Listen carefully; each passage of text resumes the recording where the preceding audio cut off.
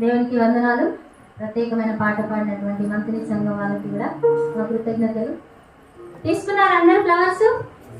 చూపించండి ఒకసారి. ఏం ఫ్లవర్స్ అవి? అందరికి ఇష్టమైన ఫ్లవర్ ఏంటంటే టక్కన ఏం చెప్తారు కదా, పిల్లల పువ్వు అని చెప్తారు కదా. ఇంకా ఎవరో వెనకాల తీసుకున్నట్టుగా ఉన్నారు, చూపించట్లేదు. తీసుకున్నారు కదా, వెరీ గుడ్. తీసుకోలేదా? ఇక్కడ అమ్మాయికి రాలేదంట స్వరూప, ఇక్కడ ఒక ఇద్దరు ముగ్గురికి రాలేదు ఫ్లవర్స్. అందరికి ఇవ్వండి.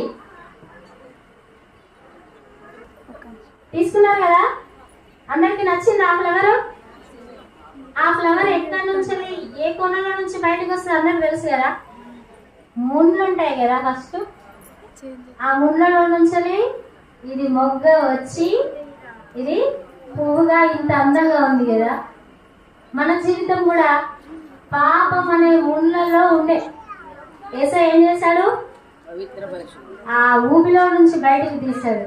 ఇంత అందంగా మన జీవితాన్ని మలచినాడు. మలిచాడా? ఒకసారి వాసన చూడండి. అది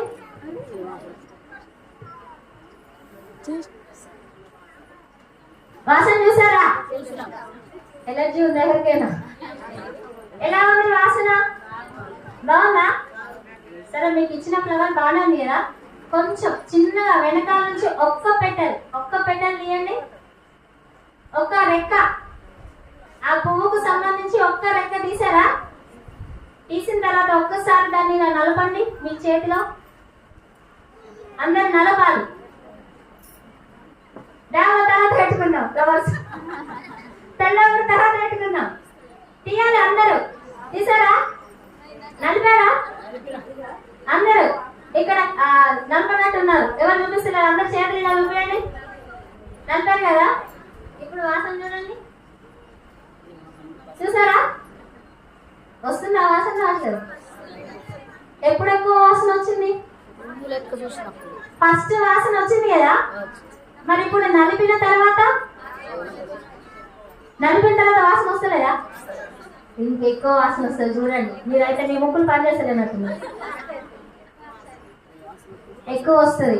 నేనైతే ఇగో జస్ట్ ముట్టుకొని ఇలా అన్నాను అంటే చేయి అప్పటి నుండి వాసన అట్లాగే ఉంది. మరి మీకెందుకు రావట్లేదు?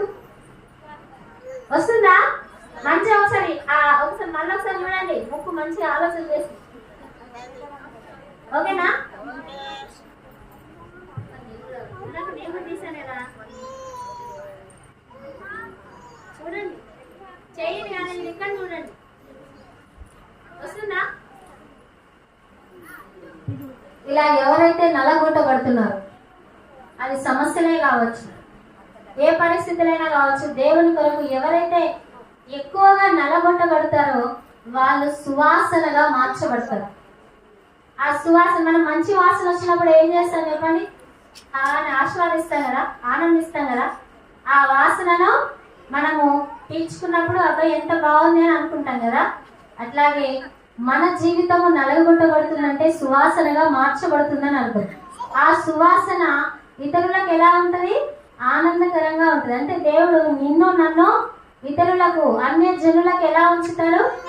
ఆశీర్వాదకరంగా ఉంచుతాడు. సో ఈ ఫ్లవర్ లాగా మన జీవితాన్ని నిలబెట్టిన దేవుడు, ఈ మామూలు ఫ్లవర్ ఇది వాడిపోతుంది కావచ్చు కొద్దిసేపు అయితే, కానీ మనల్ని చిగురింపజేసిన దేవుడు మన జీవితాలు వాడిపోవు, ఇతరులకు వెలుగిచ్చే విధంగా ఉంటాయి. సో అది ఎంతమంది నమ్ముతున్నారు? అందరూ? ఇప్పుడు పక్కన వాళ్ళకి ఆ ఫ్లవర్ ఇచ్చి మహిళా దినోత్సవం శుభాకాంక్షలు అని చెప్పండి. ఒకటే తీసిరా, రెక్క బాగా తీసిరా? చెప్పండి పక్కన ఉన్న వాళ్ళకి మహిళా దినోత్సవ శుభాకాంక్షలు. తీసుకున్నారా?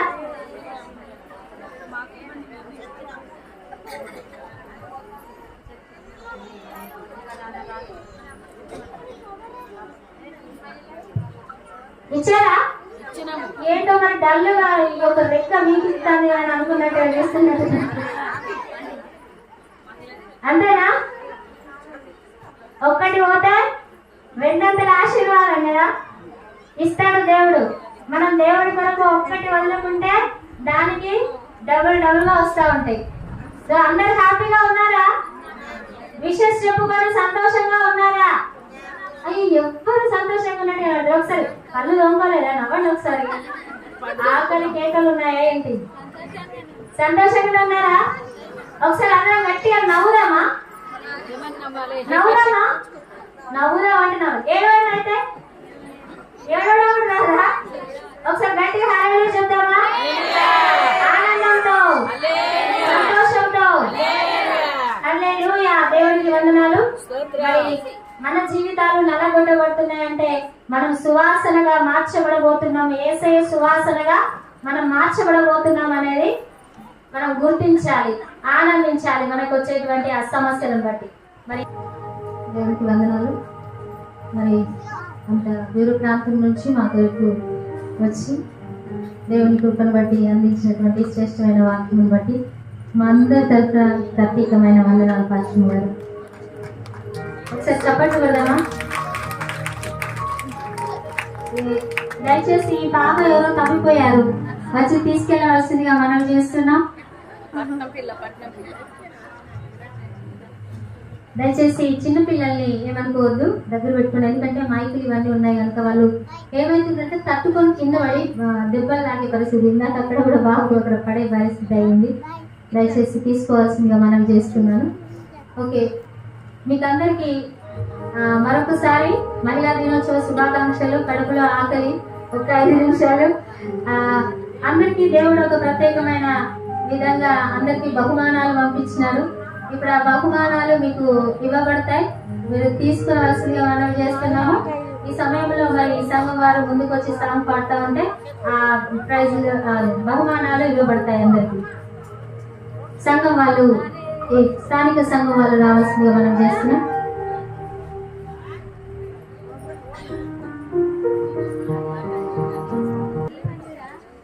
త్వరగా రావాలి. పూర్ణరా మనం చెమట దూసుకోవడానికి ఖర్చు పిలుస్తుంది.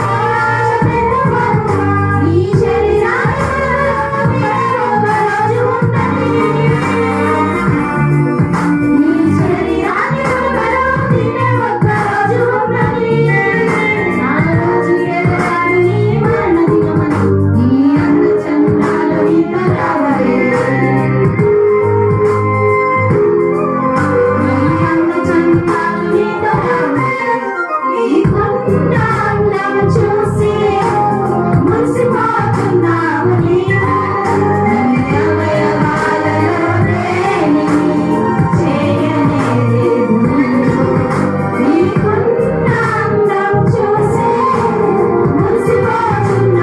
నీవు.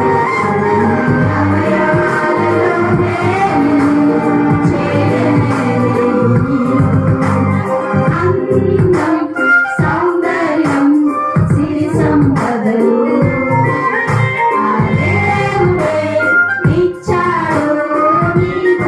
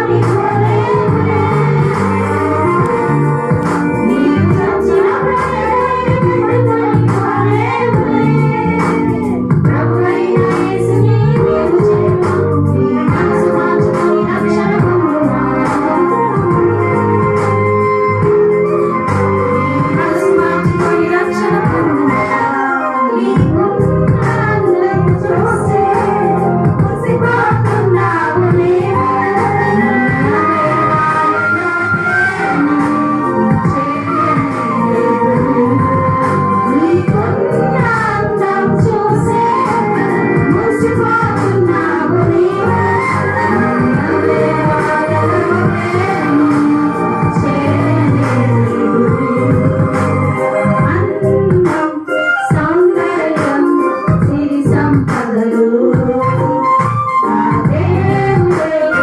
ఇచ్చాడు నీ కోసం.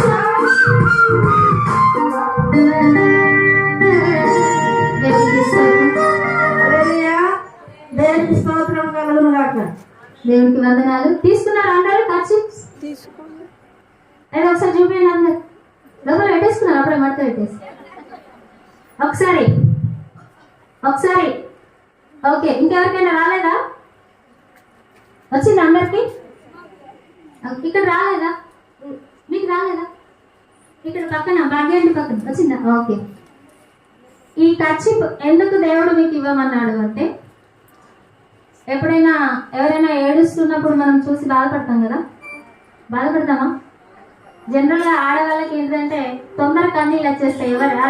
ఎవరైనా కానివ్వండి, అలా కళ్ళల్లో నీళ్ళు చూసినట్టు మనకు వెంటనే కన్నీళ్ళు వచ్చేస్తాయి కదా. మరి వాళ్ళ కన్నీళ్ళు అంటే వాళ్ళ కళ్ళలో నుంచి కన్నీళ్ళు రాకూడదు అంటే మన కళ్ళల్లో నుంచి కన్నీళ్ళు రావాలి. ఎక్కడ రావాలి? యేసయ్య పాదాల దగ్గర. వారి కళ్ళలో నుంచి కన్నీళ్ళు రాకుండా వాళ్ళు ఆనందమైన జీవితాన్ని పొందుకోవాలి అంటే యేసయ్య పాదాల దగ్గర మనం ఏం చేయాలి? కన్నీళ్లు విడవాలి కదా. అంటే మన కళ్ళలో నుంచి నీళ్ళు రావాలి. మరి మన కళ్ళలో నుంచి నీళ్ళు వస్తుంటే మన తండ్రి చూస్తారా?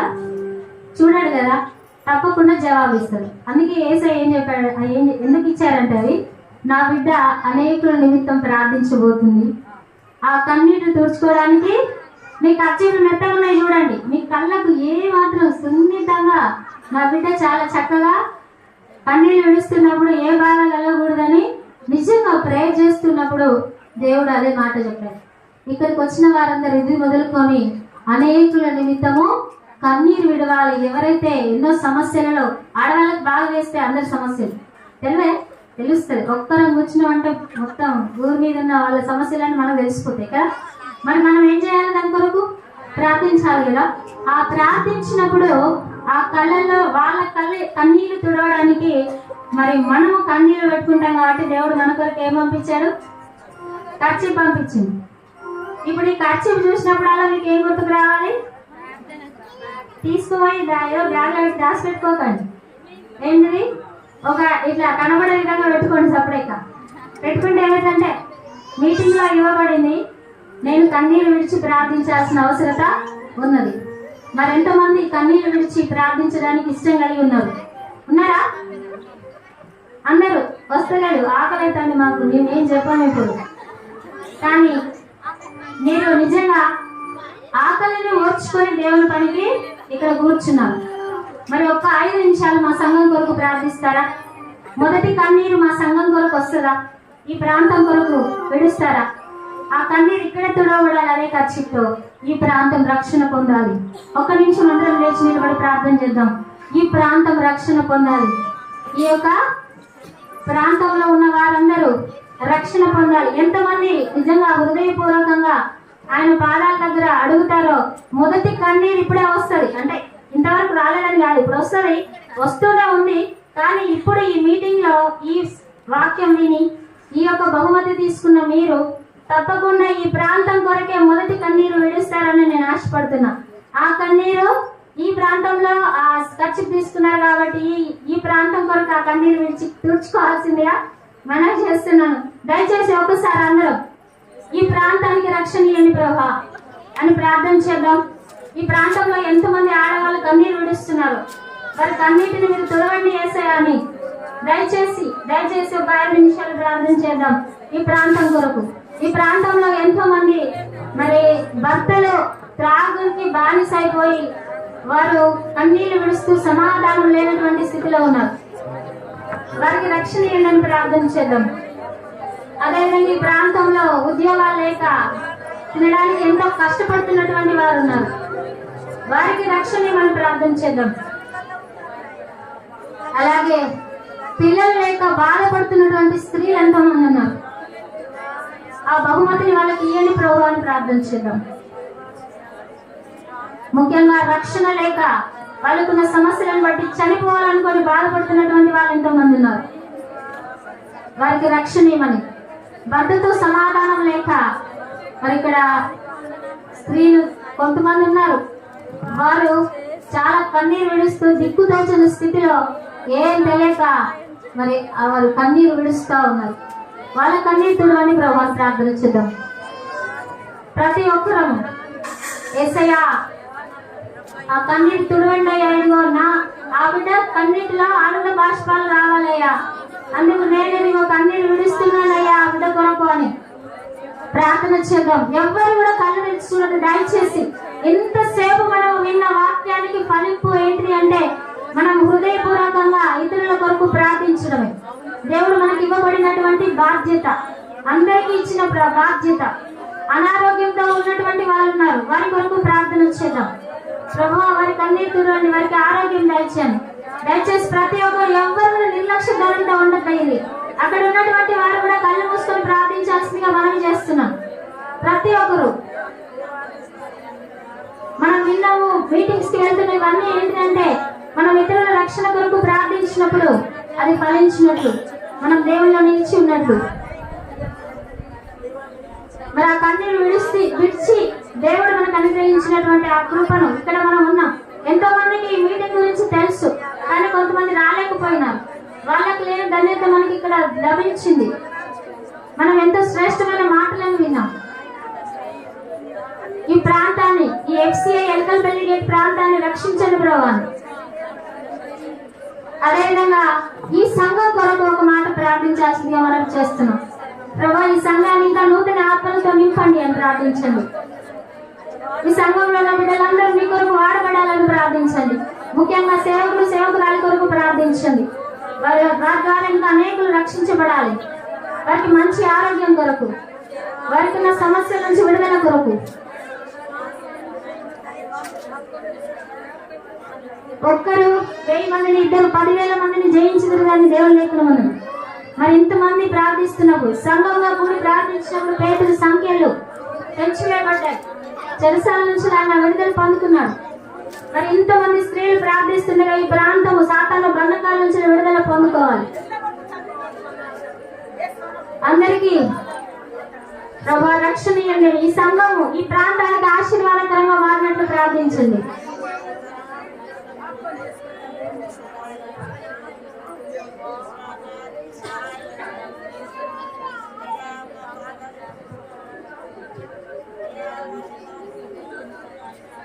దేవుని ప్రేమ ఎంతో అద్భుతమైనది. ఆయన రక్షించే దేవుడు.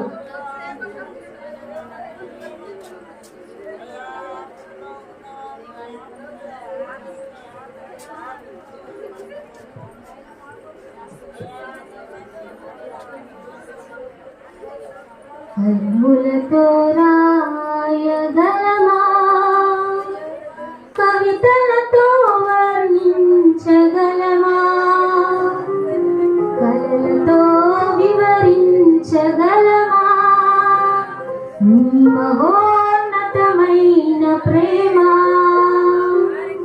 కన్నులతో రాయగలమా, కవితలతో వర్ణించగలమా, కలలతో వివరించగలమా నీ మహోన్నతమైన ప్రేమ. ఆరాధింతును,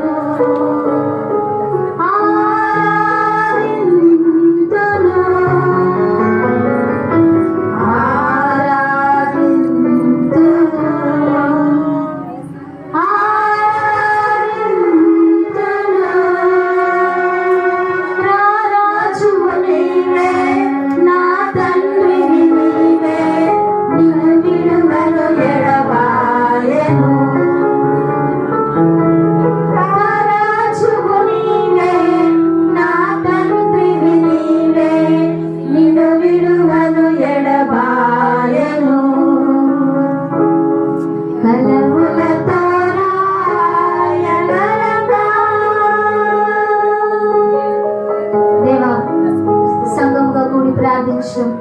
తండ్రి ఏక మనసుతో అందరూ ఈ ప్రాంతం నిమిత్తం ఏకీభవించి అడిగినమయ్యా. మా ప్రార్థన విని తప్పక ఈ ప్రాంతానికి మీరు రక్షణ ఇస్తారని, ఈ సంఘాన్ని ఇంకా దినదినం వృద్ధి చెందించి మీ నామ మహిమార్థమై నిలబెడతారని మీకే వందనాలు చెల్లించుకుంటూ యేసుక్రీస్తు నామమున అడిగి వేడుకొని పొంది ఉన్నాం మా తండ్రి. ఆమేన్. ఆమేన్. మనము అందరము ఒకసారి ఇటువైపు అంటే అందరం అటువైపు టర్న్ అవుదాము.